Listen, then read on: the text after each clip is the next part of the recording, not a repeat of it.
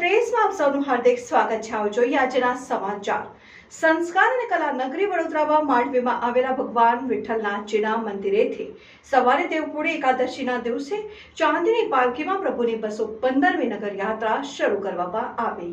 સંસ્કાર અને કલા નગરી વડોદરામાં માંડવીમાં આવેલા ભગવાન વિઠ્ઠલનાથજીના મંદિરેથી આજે સવારે દેવપોઢી એકાદશીના દિવસે ચાંદીની પાલખીમાં પ્રભુની 215મી નગર યાત્રા શરૂ કરવામાં આવી છે। વરઘોડા પૂર્વે રાજમાતા શુભાંગીની રાજ્ય ગાયકવાડ પરિવાર દ્વારા પૂજા અર્ચન અને આરતી બાદ પ્રસ્થાન કરવામાં આવ્યું હતું।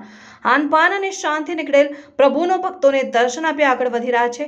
ઉલ્લેખનીય છે કે સંસ્કારી નગરી વડોદરા ઉત્સવ નગરી તરીકે પણ ખ્યાતનામ છે। શહેરમાં અનેક નાના મોટા ખ્યાતનામ દેવસ્થાનો આવેલા છે। શહેરની મધ્યમાં માંડવી દરવાજા નજીક ભગવાન વિઠ્ઠલનાથજીનું મંદિર આવેલું છે। આ મંદિરથી વર્ષમાં 2 વાર ભગવાન નગરચર્યા નીકળે છે। એમાં આજે દેવપોઢી એકાદશી નિમિત્તે વિઠ્ઠલ વિઠ્ઠલ વિઠ્ઠલા હરિઓમ વિઠ્ઠલના નાદ સાથે એક ભજન મંડળીઓ સાથે ભક્તજનો મોટી સંખ્યામાં જોડાયા।